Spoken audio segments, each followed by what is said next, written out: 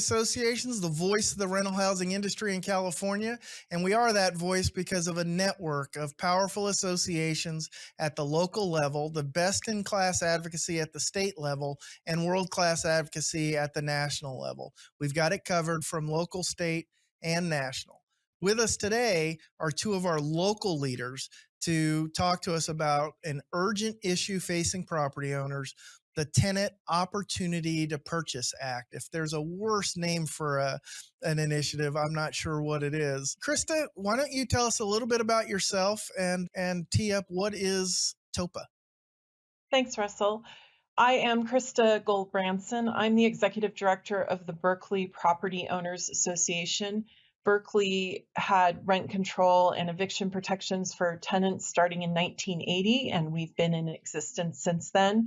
We serve small property owners where 75% of our members own fewer than 3 units.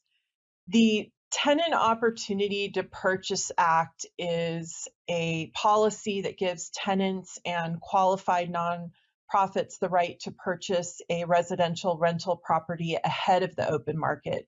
It's both a first right of offer and a first right of refusal process for the tenants and the nonprofits. So it's a policy that affects single-family homes, duplexes, any size residential rental unit, and lengthens the sales of properties. Great. So, Derek, why don't you tell our listeners a little bit about who you are and how is this going to affect property owners? How's it working around the country? Thanks, Russell. I'm Derek Barnes. I'm the CEO of East Bay Rental Housing Association. We have about 1,500 members across Alameda County and Contra Costa County, and we are a full-service trade association that focuses on education and resources for our members.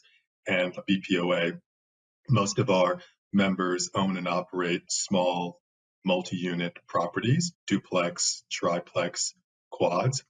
And yeah, that's it. Great. So how would TOPA affect the housing process in California? So I think what we can do is we can look at other cities that have tried to engage TOPA. One city in particular, Washington, D.C., has 40 years of trying to engage TOPA. And some of the unintended consequences or backfires as it relates to promoting TOPA is really decreasing. First of all, it does nothing to increase the production of housing in an area. So I think first and foremost, we have to understand that. I think ultimately in Washington, D.C., what we have seen, I lived in Washington, D.C. during the time that TOPA was engaged. And what we saw is that there's a direct correlation in terms of impact for minority rental property owners specifically. I think there's displacement that occurs within that population. When I lived in Washington, D.C., when I first moved to Washington, D.C., the city was over 80% African American in vibrant neighborhoods. Now, 40 years later, we have a population of less than 50% and less owner-operators of rental properties who historically looked like the communities that they owned these properties in. So there's a big displacement of minorities and typically more resourced organizations that has happened as a result of TOPA being engaged in Washington, D.C. And more recently, D.C. City Council voted to repeal TOPA, and I believe that occurred in 2019. So it's a failed effort. It took 40 years to kind of uncover some of the unintended consequences, but nevertheless, City Council in D.C. repealed TOPA ultimately. Krista, do you have anything to add? How's this going to impact me if I live in a city that adopts this? Yes, I think first we might talk a little bit about what the TOPA process looks like. So what is the Tenant Opportunity to Purchase Act? There's a few steps that are involved and applied to this. The first step is the owner decides to sell the residential rental property. And in that scenario of TOPA, They have to notify both the tenants that currently reside in the property, as well as a select group of nonprofit housing organizations that a city has selected. And this impacts, again, any property, single family home, upward of multi-unit buildings, if it has a tenant in it. And so the owner offers it to the tenants and the nonprofits, and that sets off the first right of offer. And the owner basically has to wait while the organization or the tenant group decides to pull an offer together. They can wait up to 80 days for a tenant or the 80 nonprofit. days? 80 I've days. got an offer. Somebody comes to me and they have, hey, I've got my financing in place. I'd love to purchase the property. Take my money. And I've got to wait 80 days to decide. Interest rate changes, market changes. Absolutely. Is that Bingo. Yes, that is okay? All correct. right. So we're Okay. really, Step we're, one. I hate step one. So, but okay. Step one is inclusive of the front loading of the education process that I think most buyers engage in. If you're a standard buyer going out to the market, whether an investment property or property you intend to occupy yourself, you go through an education period, right? You go to your lender and you get qualified and you go through that whole process. And that's never at the expense of the person making the sale or selling the property. In this case, they are going to make it at the expense of the owner selling the property. They are going to allow the tenants and the nonprofits enough time to get themselves together to make an offer. So when that time period ends, whether it's anywhere from 30 days to 80 days as the policies are currently written, then the owner would have the opportunity to either accept or reject the offer, dependent on how the offer is structured, just like you would in a regular market. Then there's two things that can happen. One is the owner could accept that offer. It's fine. It works good for them. But now they go into another lengthy waiting period, depending on the size of the property. But the owner must wait at least, and it looks to be about an average of 60 days for the tenant to get together their financing and get together everything they need to purchase the property. In larger properties, multi-unit properties, it can be up to 6 months of time to gather that financing. The other thing that could happen is the owner could reject the offer. And if they reject the offer, then what happens is the owner does have a right to go out to the regular market to list the property. And this would be the first time in the process that they would be allowed to go out to the open market. However, whatever offer comes back to the owner from the open market, the owner has to go back to the tenant group or back to the nonprofit and say, hey, I got this offer. Can you meet or beat it? And then another waiting period sets in at that point, anywhere from 20 to 30 days for the tenant group or the nonprofit to act on that. So it's a very lengthy process in which most standard buyers in an open market, especially investment income buyers, are not going to wait around for all these various time periods to expire. That seems to misunderstand that in a world with interest rates that move, markets that change constantly, adding 6 months as I add these things up, you can get up to 9 months or more worth of delay in a changing market. Someone's retirement could be at risk as they're waiting to navigate this situation. Derek, did we see that in other places where this has played out? Yeah, what's interesting about this is that in other places is interesting, right? Because I think if we look at Washington D.C. as a starting place, and we look at the attempts and efforts, even in our backyards across Alameda County, it's clear that people are scrutinizing the return on investment in implementing programs, and they're seeing that they're fraught with all sorts of difficulty. I think administratively, one area, San Francisco has its flavor of TOPA, and that's COPA. But I think what we are seeing is that there's a high cost of administration in developing and managing, maintaining these programs. And I think municipalities have to ask themselves, is it worth investing in programs like TOPA or COPA? And will we get the return on investment, right? Because usually what happens is that the development, the implementation is usually underestimated, costs these municipalities much more money than they expect, and they need many more resources to maintain these systems. And I think that's what Washington D.C. discovered over the years, is that how many transactions have occurred under TOPA in 40 years, and juxtapose that against what was the cost in creating and maintaining the system. And I think they've realized that the ROI just isn't there. So in Sacramento, you've engaged some of the top lobbyists in town to explain the issue, and you've managed to hold it at bay at the state level. But that seems to have generated some activity when they couldn't get it at the state level, that it's going on in the local level and hitting you. What are you doing at the local level? What are you seeing and what are you doing? This is the area that we really coalesce on when it comes to the various trade associations. And this is where Derek and I have really worked together very closely, along with various property owners and members of our associations, to fight the policy. I think one of the things that we have a greatest concern on in this policy is the impact on the ultimate sales price. The proponents of this policy will tell you that, oh, the owner gets to choose the asking price for the property. And that is true. They have built that in there. They have not limited that ability. However, we all who are in real estate, especially the transactional side, understand that the value of real estate is really at any given point in time.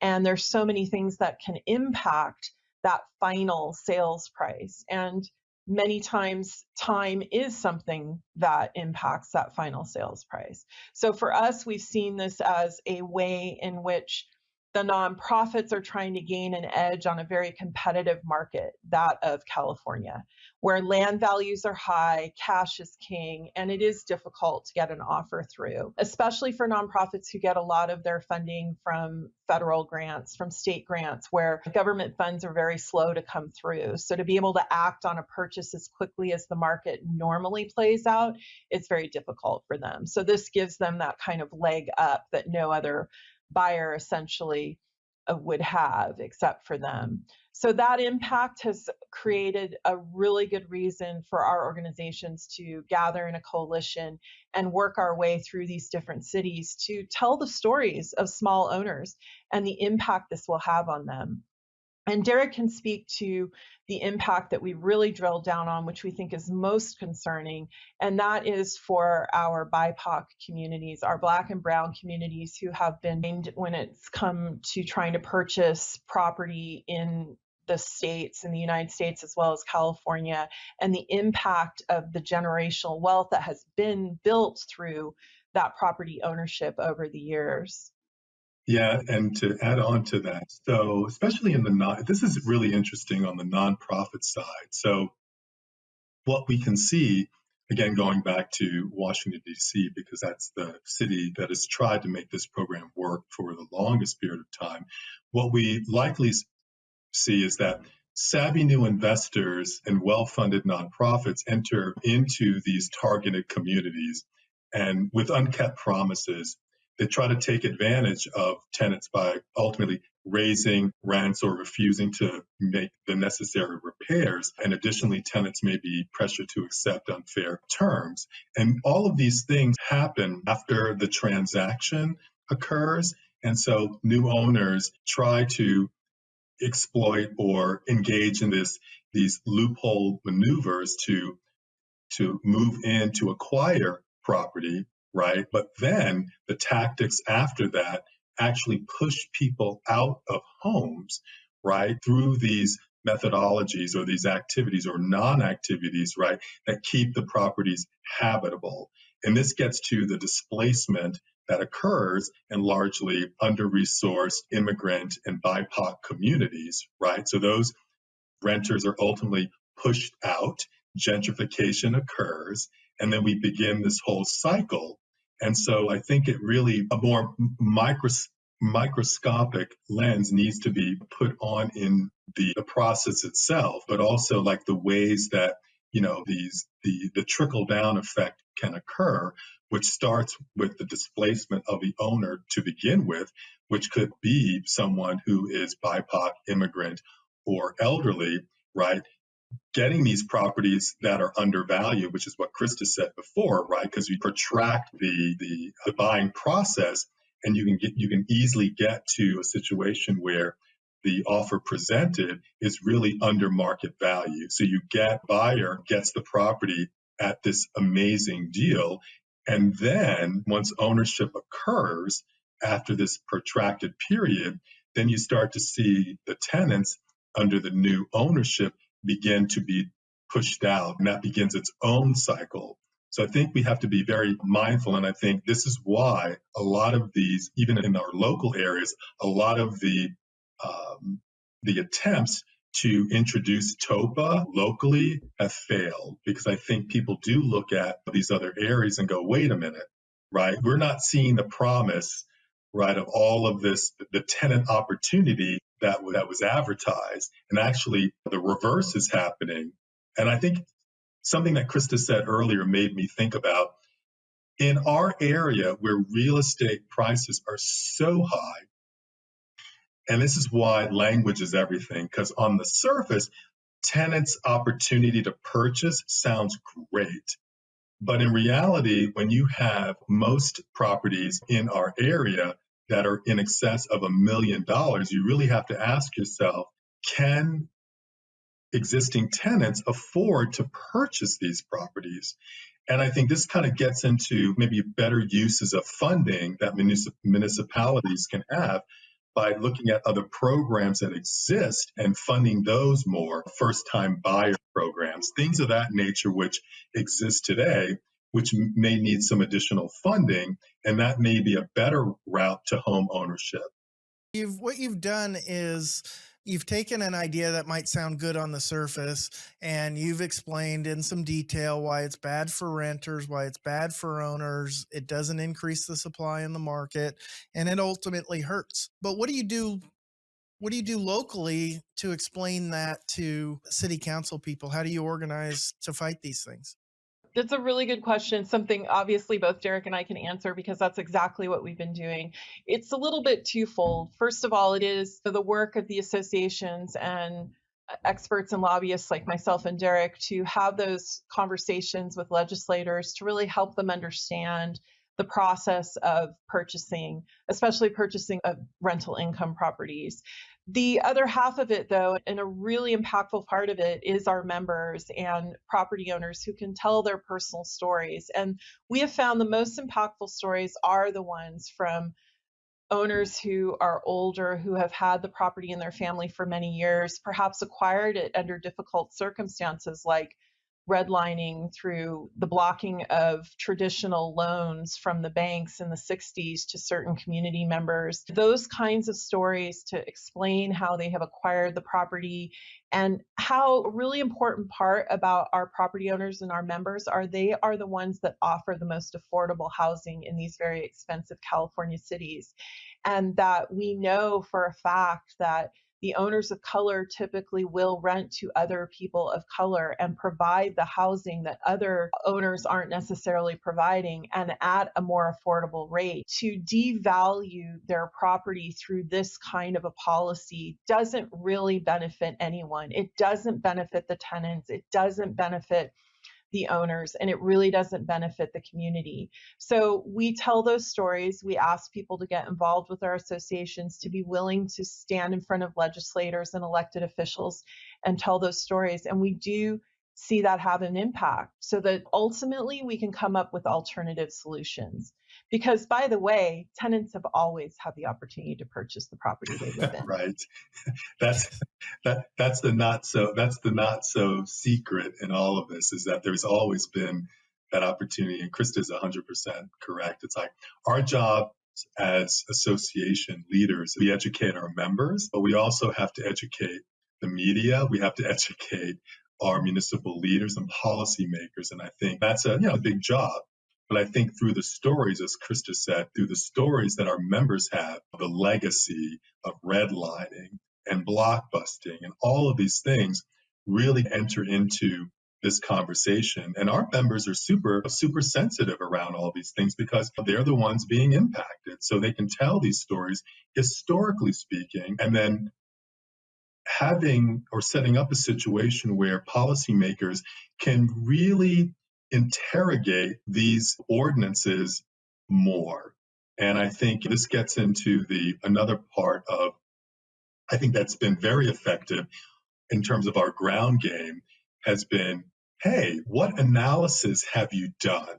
What impact studies have you done? So that when you introduce policies like this, that you have some assurance that they're going to do what you intend for them to do. And I think that this has been a critical piece in terms of our positioning and opposition around this thing. And we want our legislators and our municipal leaders to do the work, right? Have staff do this, hire the people that can do the analysis and impact on these communities so that you're better informed. I love that idea that you're going to actually use data and statistics to determine public policy. It sounds radical and refreshing. But I know this isn't the only issue on your plate. Property owners in California have come from dealing with COVID. You've dealt with eviction moratoriums. You've dealt with all of this, and you come out of that, and now you're facing this TOPA challenge. As a busy property owner that's trying to provide high quality housing, deal with the regulations that exist from top to bottom, get my units turned and filled up with tenants who are going to pay the rent on time and be good neighbors, why should I add engagement with a local association to my plate? I'm already busy, and it's more than I intended when I got into this situation. Why should I add another thing to my plate? Oh, that's the question everybody has on their mind. Many of our members have full-time other jobs in other industries, and managing their properties is just a side job. So to add to that, advocacy and legislative work can really be daunting and overwhelming. But I think it's important to note that a lot of us live in the state of California because we really appreciate the protection of our freedom of speech and our ability to be involved locally, participate in grassroots efforts, elect officials, be in democratic process. And any business you own will have a sort of democratic process that needs to be placed on it and you need to be engaged with. And so if you want to protect the investment you've made, and this honestly, real estate is always one of the largest investments one person will make in their lifetime, you want to protect that to your best of your ability. And in order to do that, you do have to be involved in government process because it is the government that is regulating so many aspects of your investment. And I'll just add on to that. I think sometimes the solutions to housing, and Krista and I talk about this a lot, they often come with good intention. But the reality is that housing is super complicated and on so many different levels the type of property, the type of renter or household needing a home, right, all the way to the different legislation that may exist in certain areas, right? So it's really uniquely complex. And sometimes I think we do ourselves a disservice, legislators, policymakers do themselves a disservice when they try to create blanket legislation across some of this stuff, and it doesn't quite fit all of the scenarios. And what ultimately happens is that we have unintended consequences, or more specifically, things can backfire, right, and completely do the opposite thing. And so I think this is where, again, back to education is so critical what we do, and that we really are forcing our policymakers to really do that extra work to really make sure that their good intentions sort of match policy that is going to get to the results that we all need to sustain affordable, accessible, and safe housing in the state of California. Well, I know that I appreciate what you do fighting these policies, informing the process, recruiting the members that make such a huge difference. I suspect that property owners are around the state, and particularly in the Bay Area, are appreciative of all that you do. Thanks for taking some time to explain this TOPA issue to us, and we look forward to working with you to stop it again at the local, state, and federal level. Thanks, Russell. Thanks, Krista. Thank you, Russell.